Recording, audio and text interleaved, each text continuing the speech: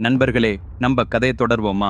கிருஷ்ணர் பாண்டவர்களின் தூதாக சென்றார். அந்த நிகழ்வு நம் சேனலில் உள்ளது, பார்த்துவிட்டு வாருங்கள் நண்பர்களே. அந்த அவையில் கிருஷ்ணரின் பேச்சை கேட்ட காந்தாரி அவள் மகனை பார்த்து, துரியோதனா, என் சொற்களை கேளு. பாண்டவர்கள் மீது பகை வேண்டாம். எப்போதும் சாம பேத தான உபாயங்களின் பிறகே தண்டோபாயத்தை பயன்படுத்த வேண்டும். எல்லா காரியத்துக்கும் போர் என்பது தீர்வாகாது.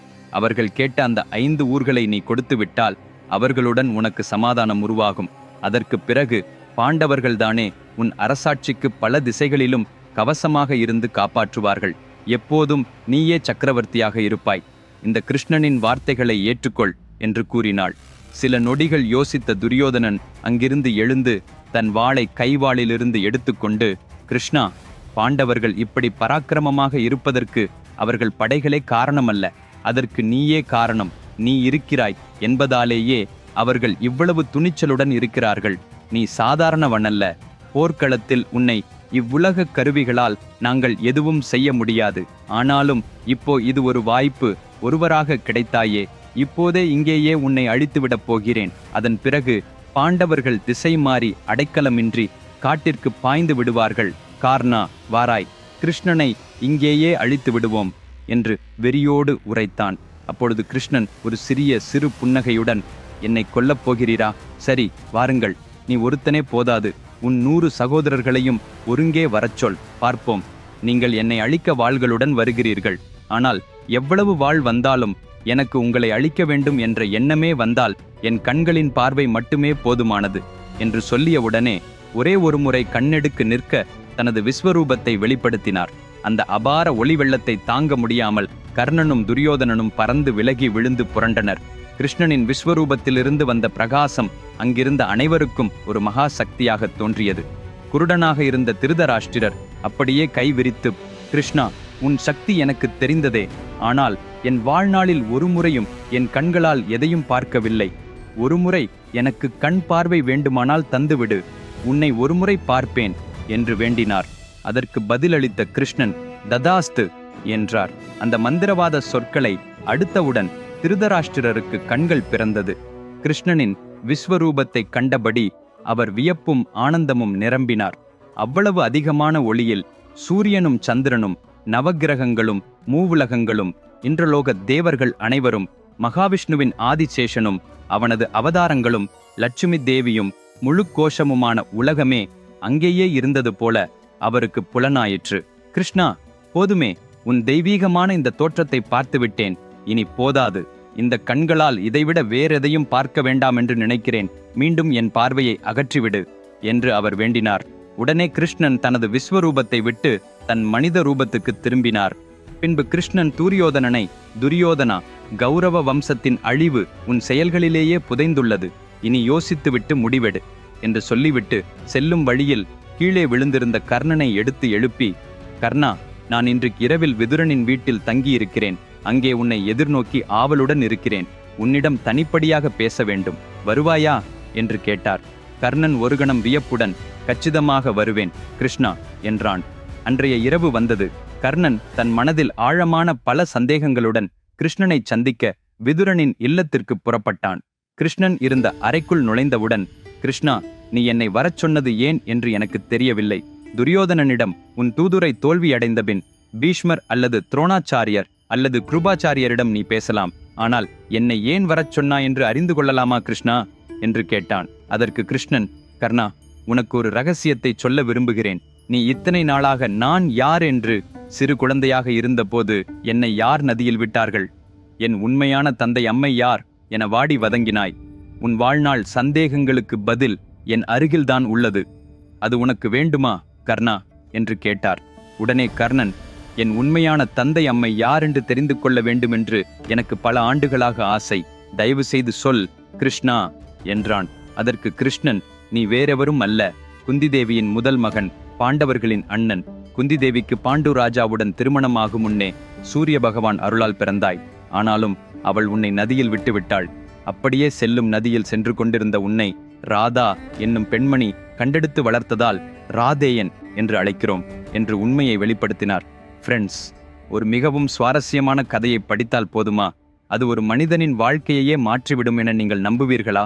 மிக எளிதாகவே அந்த கதையை உங்களின் குழந்தைகளுக்கு கேட்டு மூலமாக விளக்கினால் அவர்களின் வாழ்க்கைக்கு தேவையான முக்கியமான விழுமியங்கள் அனைத்தையும் தாராளமாக உணர்வீர்கள் என்பதை நீங்கள் நம்புவீர்களா? உங்களது வாழ்க்கையில் நீங்கள் அனுபவிக்கிற அல்லது எதிர்கொள்ளப் போகிற எந்தவிதமான சிரமம் இருந்தாலும் அதற்கான தீர்வு ஒரு கதை மூலமாக கிடைக்கலாம் என்பதை நம்புவீர்களா? ஆம், அது சாத்தியம். மனிதகுல வரலாற்றில் இதுவரை சொல்லப்பட்ட மிகப்பெரிய காவியமான மகாபாரதத்தின் மூலம் மட்டுமே. இக்கதை எந்த ஒரு சூப்பர் ஹிட் படத்தையும் விட 100 மடங்கு சிறப்பாக இருக்கும். It's a challenge. விக்ரமாதித்தியின் வார்த்தைகளில் எழுதப்பட்ட மகாபாரதத்தின் முழு கதை 2 பாகங்களாக புஸ்தகமும் இபுக் வடிவிலும் அமேசான் உட்பட 40+ ஆன்லைன் நிலையங்களில் கிடைக்கிறது. உலகம் முழுவதும் இது 54 மொழிகளில் கிடைக்கிறது. லிங்க்கள் வீடியோவின் விளக்கப் பகுதியில்தான் உள்ளன. உடனே ஆர்டர் செய்யுங்கள். ஏனெனில் இது வெறும் ஒரு புத்தகம் மட்டுமல்ல, உன் வாழ்க்கைக்கு வேண்டும் என்று எதிர்பார்த்த ஒரே ஒரு முழுமையான நூல் தொகுப்பு என்ற வகையில் திகழ்கிறது. கிருஷ்ணன் சொன்னதை கேட்டவுடனேயே கர்ணன், கிருஷ்ணா, நீ சொல்லுவது உண்மையா? நான் குந்தி தேவி நதியில் விடப்பட்ட மகன் என அவருக்கு தெரிந்ததா என்றான். அதற்கு கிருஷ்ணன், அவருக்கு நீயே மகன் என்பதை உன்னை முதன்முறையாக கண்டவுடனேயே தெரிந்தது. ஆனால் அவள் பேசுவதற்குள் நிமிட நேரத்தில் நீ துரியோதனனின் உயிர் நண்பனாக ஆகிவிட்டாய் என்று கூறினான். உடனே கர்ணன் விழுந்து புலம்பியபடி, என் அளவுக்கு துயர் உடையவன் வேறு ஒருவன் இருக்க மாட்டான். கிருஷ்ணா, நான் என்னவிதமான பாவம் செய்தேன்? சபையில் என்னுடைய சாதி என்ன? என் தந்தை அம்மா யார்? நான் எந்த உரிமை கொண்டவன் என்று கேள்வி எழுந்தபோது என் தாயாக இருந்த அவள் தன் 5 மகன்களின் ஒரு சொல்லும் பேசாமலேயே மௌனத்துடனேயே இருந்தாள். நானும் அவளின் மகன்தான் அல்லவா கிருஷ்ணா? என் பெயரையும் மதிப்பும் காப்பதற்காக அவள் சமூகத்தின் முன் உண்மையை சொல்லவும் கூட விரும்பியில்லையே என்று வெகுண்டு, ஆனால் இயலாமையால் வருந்தினான். அவனை தேற்றிக்கொண்டு கண்ணீரை துடைத்தபின், கிருஷ்ணா, இத்தனை வருடங்களாக இந்த உண்மையை அறிந்த உனக்கே இதை ஒருபோதும் சொல்லவில்லை. இப்போ மட்டும் ஏன் சொல்கிறாய் கிருஷ்ணா என்று கேட்டான். அதற்கு கிருஷ்ணன், கர்ணா, குருக்ஷேத்திர போரை தடுக்க இந்த இறுதி பரிந்துரை மட்டுமே எனக்கு உள்ளது. இப்பொழுது நீயே அல்லாமல் இந்த போரை நான் கூட தடுத்து வைக்க முடியாது. இப்போதுள்ள பல லட்சக்கணக்கான உயிர்களும் தர்மமும் நீ எடுக்கும் முடிவில்தான் இருக்கிறது. இப்போ உனக்கு சில வாய்ப்புகளை நான் தான் தரப்போகிறேன். உன்னுடன் நான் சமாதானத்தை ஏற்படுத்தி கொள்ள விரும்புகிறேன். நான் சொல்லும் தருணத்தை ஏற்றால் உன் வாழ்க்கை முழுவதும் மாறிடும். நீயே பூலோகத்தின் சக்கரவர்த்தி ஆகிவிடுவாய். பாண்டவர்கள் உன் அடிமைகள் ஆகிடுவார்கள். குபேரனை காட்டிலும் செல்வவானாக இருப்பாய். தேவர்களையும் கட்டளையிடக்கூடிய ஆற்றலோடு மேன்மை பெறும். சொல்வதை ஒரு முறை கேள் என்று ஆரம்பித்தார். கர்ணா, நீ ஒப்புக்கொண்டால் உடனே குந்தி தேவியிடம் சென்று நீயே அவள் மகன் என்று வெளிப்படையாக உலகுக்குச் சொல்லச் செய்வேன். அப்போதுதான் பாண்டவர்களில் நீயே முதன்மையானவன். திரௌபதி உனக்கே கிடைப்பாள். அனைத்து உரிமைகளும் வரும். நீயே சக்கரவர்த்தியாகி விடுவாய். துரியோதனனும் பாண்டவர்களுமாக எல்லோரும் உன் முன்னாள் தலை வணங்குவார்கள். இப்பூலோகத்திலுள்ள அனைத்து செல்வங்களுமே உன் சொத்தாகிவிடும். ஒரு போரும் இல்லாமல் ஒரு இரத்தத் துளியும் வீழாது. நீயே சர்வலோகத்தின் ஆதிபதி ஆகிவிடுவாய். இந்த சமாதானத்தை உனக்கு பிடிக்கிறதா கர்ணா என்று கிருஷ்ணன் கேட்டார். அதற்கு கர்ணன், கிருஷ்ணா, இன்று வரை என் மனதுக்குள் என்ன நடப்பதோ, என் உள்ளார்ந்த முரண் போராட்டம் என்னவென்று யாரும் அறிந்ததில்லை. இப்போ மட்டும் உனக்கே சொல்கிறேன், கேள் கிருஷ்ணா என்று தொடங்கினான். இப்போது வரை ஒவ்வொருவரும் என்னை துர்மார்க்கன் என்கிறார்கள். நீச மனப்பான்மையுடையவன். நான் தான் துரியோதனனை பாழாக்குகிறவன். துரியோதனன் எவருடைய பேச்சும் கேட்காமல் என்னுடையதே மட்டும் கேட்கிறான் என நினைக்கிறார்கள். ஆனால் உண்மையில் என்ன கிருஷ்ணா? துரியோதனன் நான் சொல்வதை கண்டிப்பாக ஏற்றுக்கொள்வதில்லை. அவன் உள் மனத்துக்கு ஏற்றபடி என்ன விரும்புகிறானோ அது மட்டுமே என்னால் சொல்லப்படுகிறது. அவன் எதை நினைத்தான் அதை செய்து விடுகிறான். நான் சொன்னதாகவே அவன் கேட்கிறான் என்று நினைப்பது மற்றவர்கள் புரியாத மூடத்தனம். நின்னைப் போல எனக்கும் தெரியும். துரியோதனன் நினைப்பதைத்தான் செய்யும்படி அவனை திசை திருப்புவது என் நட்பு நெறிக்கான கடமை. நீ சொன்னபடி எனக்கு சக்கரவர்த்தி பதவி வேண்டுமென்று கருதினால் இப்போதே ஏற்றுவிட்டால் போதுமல்லவா? ஆனால் நானே இப்போது சக்கரவர்த்தி அல்ல என்று யார் கூறுகிறார்கள் கிருஷ்ணா? கடந்த 14 ஆண்டுகளாக துரியோதனன் ஹஸ்தினாபுரத்தை ஆளுகிறான் என்பதில் பெரும்பாலானோர் நம்பிக்கையே. ஆனால் அது உண்மையல்ல. பின்னால் இருந்து இந்த அரசாட்சியை கொண்டு வந்து நெறிப்படுத்துவதே நான் அல்லவா? துரியோதனன் ஒரு ராஜா என்றால் அவன் ராஜாவாக உருவாகியது என் ஏற்பாட்டினால்தான். நான் இருக்கும் இடம்தான் ஆட்சியான இடம். நான் பாண்டவர்களோடு இருந்திருந்தால் அவர்கள் எப்போதோ சக்கரவர்த்திகளாகிவிட எனக்கு அரசாட்சியிலோ பேராசையிலோ இல்லை. திரௌபதியை எனது முதல் மனைவியாக ஆக்கிக் கொள்வேன் என்று நீ சொன்னதை நினைத்து பார்ப்பாயா?